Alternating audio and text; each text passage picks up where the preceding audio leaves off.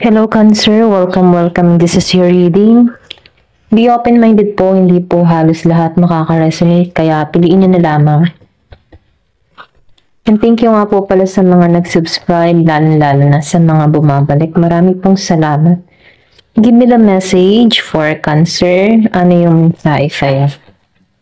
Give me the message for Cancer. Ano yung mensahe sa'yo?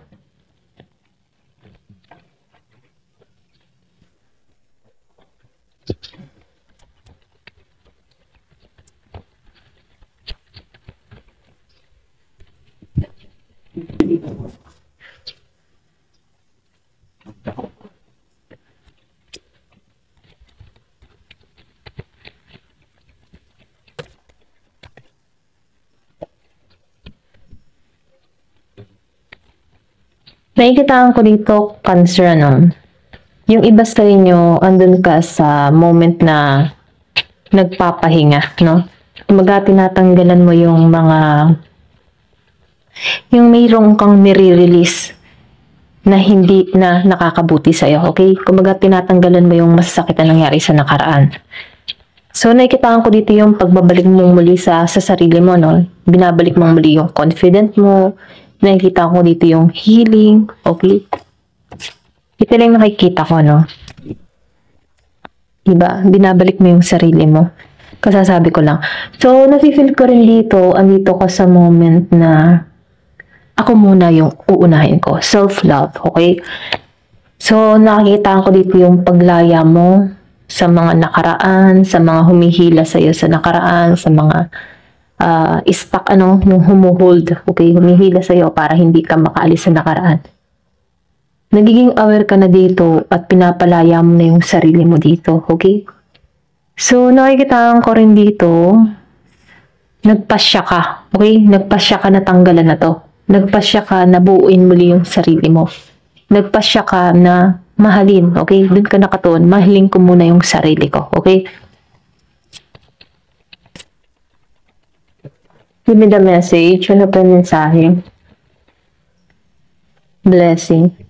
So, nakikitaan ko rin dito, yung bang tipo na pinalaya mo yung sarili mo para i-receive yung mga blessing or oportunidad na darating pa sa'yo.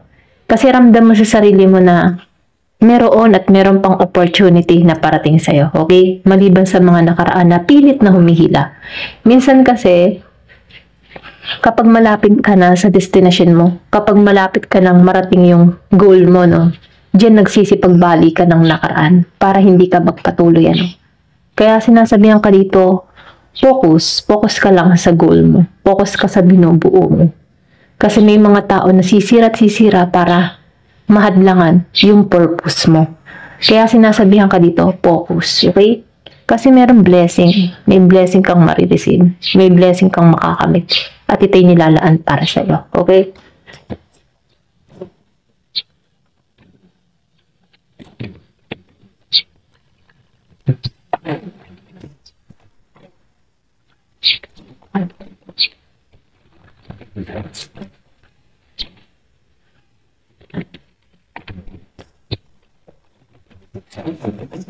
Give me the message. Ano pa yung mensahe para kay Cancer? Let go. Okay, lumabas talaga yung let go, no? Yung sinabi ko kanina, release. Once na hindi mo na kaya pa, tanggalan mo na to. Once na toxic na, tanggalan mo to. Once na negative lang ang energy na hatid nito, tanggalan to. Okay? Kumbaga nakikitaan ko dito na natutunan mo i-handle yung sitwasyon mo. Natutunan mo na tanggalin kung alin yung mga bagay na hindi na makakabuti para sa'yo. Kumbaga nafe-feel ko dito na andun ka sa pagbabago, okay? Kumbaga nag-set ka sa kaisipan mo, kailangan na ng pagbabago. Moving on, okay? So nakikita ko dito, meron ditong bagong simula na naghihintay sa'yo, okay? So nakikita ko dito na ito'y ino-offer sa'yo, itong new beginning, okay? Kasi bagong simula, maraming bago, na kung saan, maraming oportunidad din na naghihintay, okay? So, nakikita ko dito, handa ka na eh. Handa ka na sa panibagong yugto mo, sa buhay mo, handa ka na harapin yung mga naghihintay sa'yo, okay? Kumbaga, nakikitaan ko rin dito na marami kang ideas na pumapasok, ano? Pwede rin sabihin, ngayong pagpasok ng October na to, handa ka na ma-receive itong mga bagay na to, okay? Ito lang yung nakikita ko. Give me the message. Spy. Merong spy. Pasensya na ako, may narinig kayong tahol ng aso.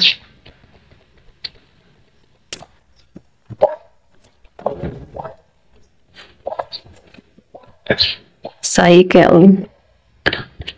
Yung sinabi ko kanina, ano, malapit ka na sa destination mo.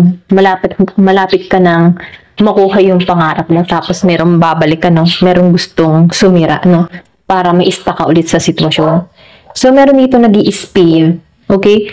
Meron kang tao na involved or pwede rin involved sa'yo na kung saan, ano, tinitingnan nito yung information mo.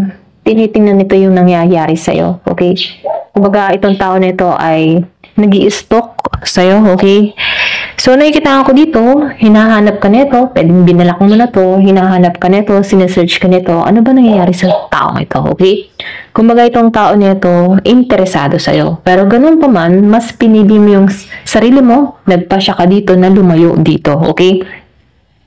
Kumbaga dito sa cycle, ano, tapos na to ending na to Kumbaga nakikitaan ko dito na kung meron man mga tao nagbigay ng atraso sa'yo, no? May mga atraso sa'yo, nagbigay ng pasakit sa'yo. Kumbaga, yung karma, yun yung kanilang tatanggapin dito. So, ikaw, nagpasya ka dito na alisan to kasi ayaw mo ma-involve sa tao nito kasi ramdam mo na may karma dito, okay? So, nakikita ko dito, tinanggal ka dito para ma-receive mo tong blessing. Kasi itong mga tao sa paligid mo na nagbigay ng pasakit sa'yo, inalis ka dito para hindi ka madamay sa karma nito. Okay? So, nakikita ko dito, ending. Okay? Ending sa tao na ito. Okay? Cycle, tapos na to. Pero sinisearch ka nito. Pero ganun pa man, magtuon ka sa sarili mo. End na to okay?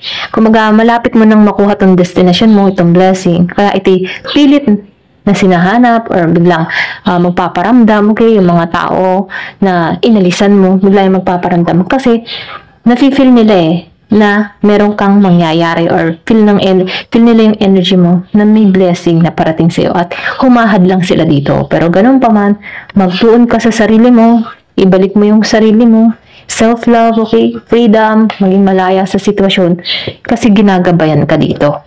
Okay? May gabay Kumbaga, yung guardian angel mo, sinusubaybayan ka, ginagabayan ka. Para nang sa ganun, lagi kang nasa tama ang landas, okay? Ito na yung nafe-feel ko, ginagabayan ka dito, okay?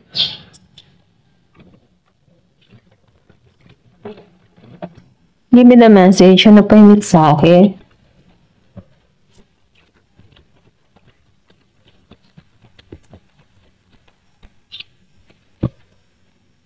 Meron dito morning ritual, subconscious mind. Kumbaga yung morning ritual, depende sa'yo kung paano mo, yung bang tipo na, depende mo kung paano mo hinaharap ang umaga, For example, kung meron kang mga ritual na, I am blessed, good morning, I am blessed, I receive the blessing, mga ganun, So, nakikita ko dito, meron yung iba sa inyo, merong ritual, or pwede rin minumungkahi sa'yo, every morning na pagising mo sa umaga, Lord, thank you, salamat po sa blessing na darating at darating pa. Nire-receive ko na po ito. Okay? Mga ganun, So, nakikita ko dito, meron kang ritual, or pwede rin sinasabihan ka nito, na tuwing umaga, laging positibo. Okay?